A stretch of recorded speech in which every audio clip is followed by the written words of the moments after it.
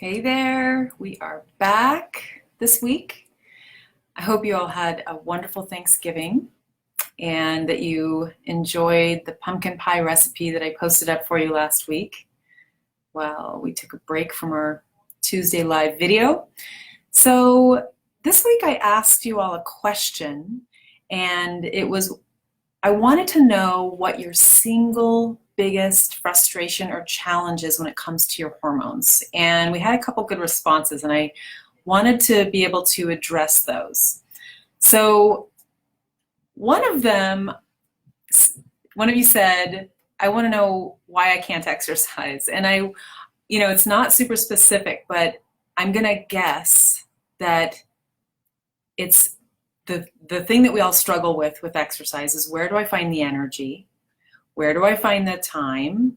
And I could be off track on that, but that's what I took it as. So one of the things that I've noticed with women is that we all are so busy and taking care of everyone else that at the end of the day, there's not enough energy or time left, right? So it's kind of that thing that you set yourself up on a vicious cycle. When you are all out of energy and all out of time, you go to bed exhausted, and hopefully you get a good night's sleep, but sometimes that's not possible.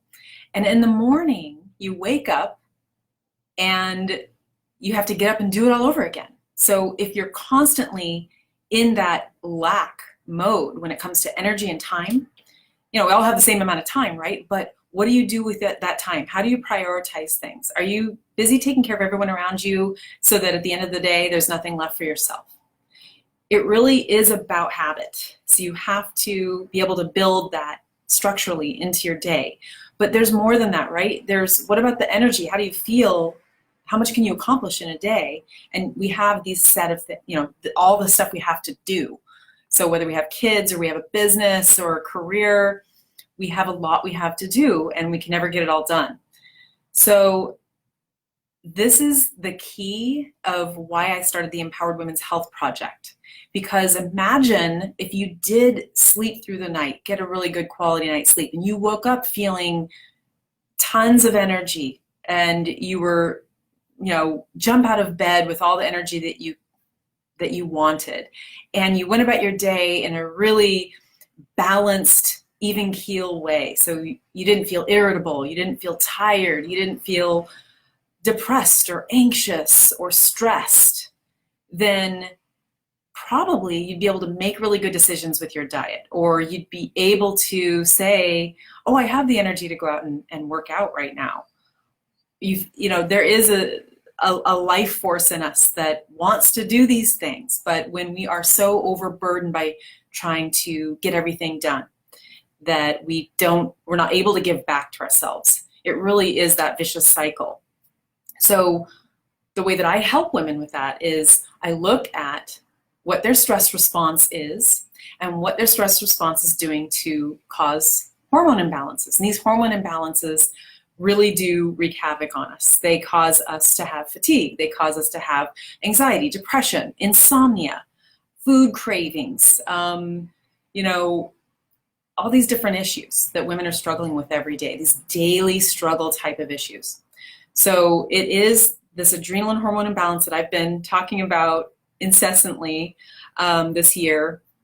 And I'm going to be writing a book about that. So I'm going to kind of put it up to you all soon about the title. So I have some ideas about the title, and I want you all to have to be able to give me feedback on that. So there's all these things that are tied to, hi Shona, to whether we're sleeping well and our moods and that energy. This is the number one biggest thing that I think we're suffering with is low energy. So yeah, you're not going to have the time to work out. So you need to look at your hormones. You need to look at your stress response and how it's causing your hormones to become imbalanced. Now on to the second question, which I wanted to answer, which was night sweats. So night sweats is really something that actually women will experience the severity of night sweats dependent on specifically how deep she is into adrenal fatigue. So adrenal fatigue syndrome has 4 stages to it. And The first stage, you're responding to stress, but you're over responding to stress. And usually that happens earlier on in life, right? So maybe in our 20s or even 30s, we're more in that stage 1 adrenal fatigue.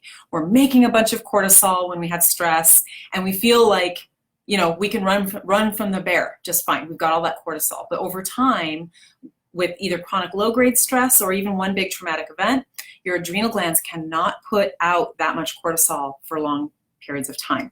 So they start to fatigue. Your adrenal glands start to fatigue. They can't put out all that cortisol. And then you get into stage 2 adrenal fatigue. And at this time, usually you're progesterone deficient, which makes you estrogen dominant, and a whole host of other things go along with that, including anxiety and insomnia.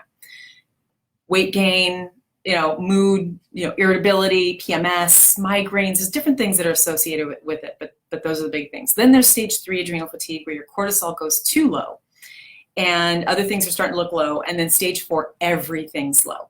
Now, depending on where a woman is on that adrenal fatigue scale, and by the way, if you're a woman, you have adrenal fatigue. I dare someone to test their hormones, and in the way that I test them in saliva, looking at cortisol and melatonin and all those hormones, and say, oh no, you're perfectly healthy, there's nothing wrong, I can't help you. I've never seen it.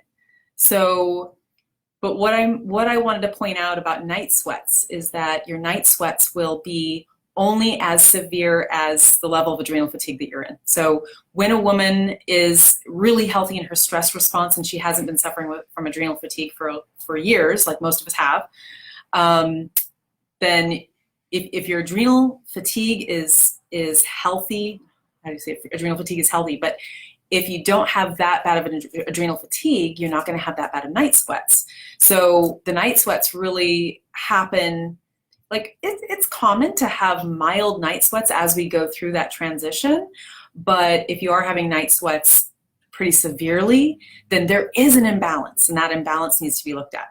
So if you have access to these types of things, a saliva hormone panel where you would test AM and PM cortisol and melatonin, you test progesterone, estrogens, DHEA, and testosterone, and you have your progesterone to estrogen ratio calculated.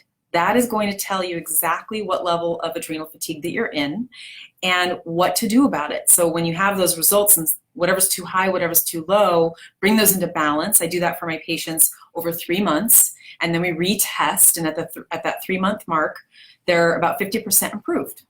And then I put them on a new plan, and then for 3 more months, they follow that, and then at 6 months, we test again, and they're usually about 80% improved. Hot flashes go away, night sweats go away, anxiety, depression is improved, energy is greatly improved, it's easier to lose weight, it's everything a woman wants, right?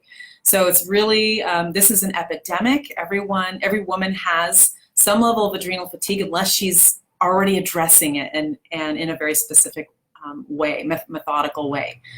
So that is my take on night sweats and why we can't work out. So hopefully that answered your questions.